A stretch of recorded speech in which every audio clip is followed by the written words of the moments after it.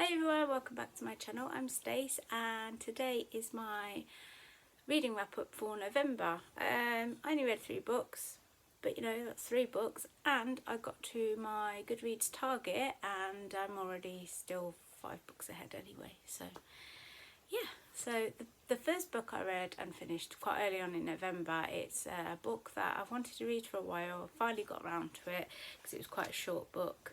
And I don't know why, I just wanted something very disturbing, and it didn't disappoint. It was Earthlings by Sayaka Murata. Probably not saying that right, but I do apologise. It follows Natsuki.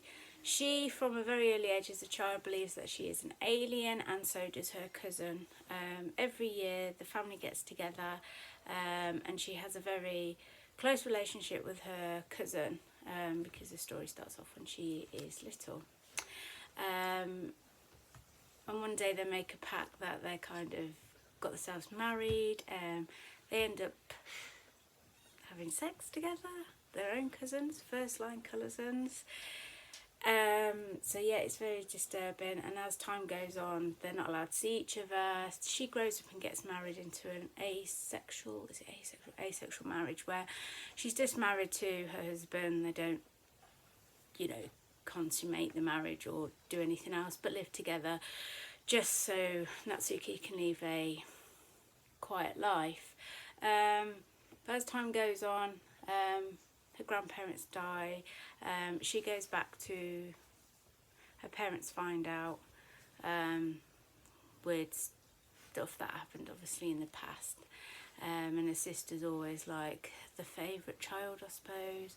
She's married with a child, they're pressuring her into having a child. Anyway, her and her husband end up back at where her grandparents used to live, where the family used to get together, and things sort of escalate. Her cousin's there, and then they end up all thinking that they are aliens, and it gets really gruesome towards the end. There's a lot of cannibalism in it towards the end, and it's just really, really disturbing.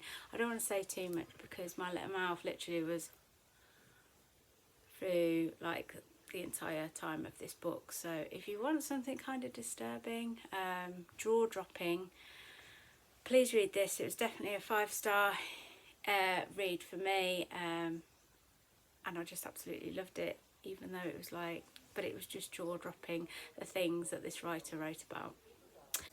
The next book I read in November was on my Kindle. It's not on there anymore because I've deleted it already and made way for more books. Is The Son of Anger by Donovan Cook. This is part of a series, so this was book 1. I just fancied reading something about Vikings, and this book was about Norse warriors and gods, and it follows a character called Ulf. I believe that's how you say it, U-L-F.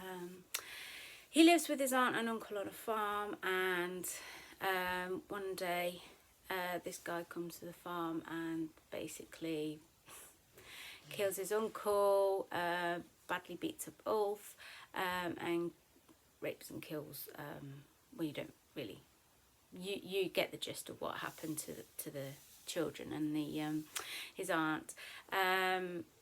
People think that he did the killing, but it wasn't, and then Ulf is on a bit of a quest to avenge their death against this guy. He can only fight like, I suppose, a pub brawl, so he meets these warriors who he ends up staying with for a while, and they teach him how to fight properly, with swords and everything rather than just his fists.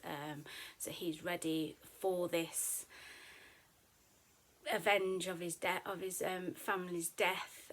It is part of a series, so this is, I probably will finish the series because I did actually enjoy it, and I did really read it quite quickly.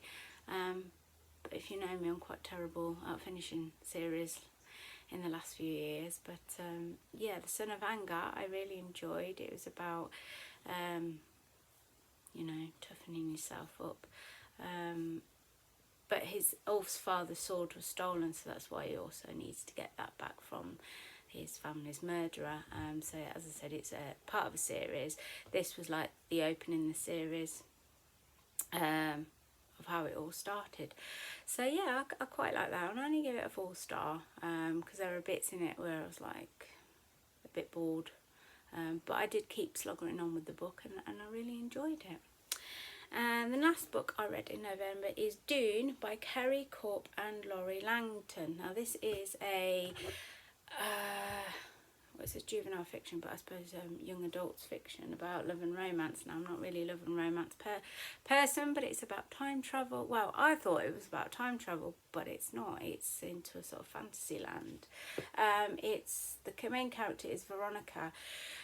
She's at school, finds out her boyfriend has cheated on her. Her home life's not so good. Her father left when she was a child. Her mum just doesn't really care. She's a drug addict and an alcoholic. She has a boyfriend who's pretty much the same. Her best friend McKenna, she used to live in the same town, but she moved away, but they've remained friends ever since.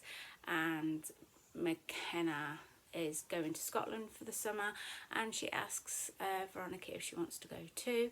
And mystery, they find out that her, I think it was McKenna's aunt,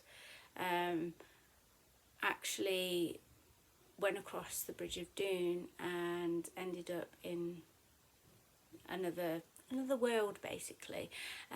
They try on the necklaces, and they end up walking across the Bridge of Dune through all this mist, and they end up in this place of Dune, and this Scots boy that Veronica kept seeing, and she thought it was just part of imagination, he was actually there. He was the prince that is due to become king when his father passes, but he's already engaged to another girl.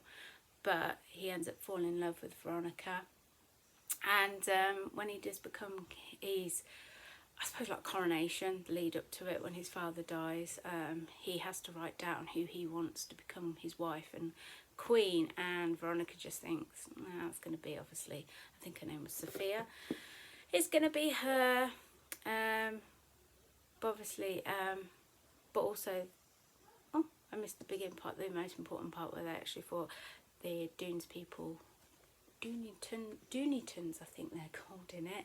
I think they're witches to start with, so they're about to put them on trial, and they throw them in a dungeon, but obviously they convince them they're not. They have 2 weeks there, so when the bridge opens that they can go, but obviously with Veronica falling in love with her prince, it's like, will she go or will she stay?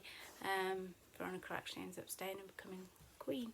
So yeah, I quite enjoyed it. There were parts again in the middle which I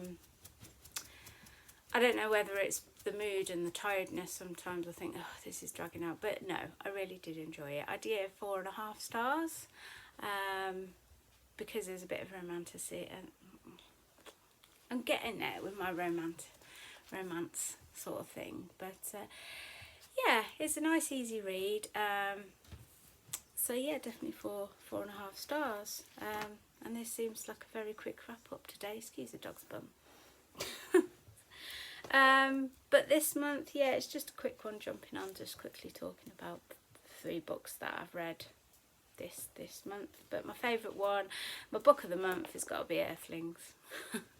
Without a doubt. I mean, I really did enjoy Dune, but yeah, this one, 5 stars. Very twisted and weird, but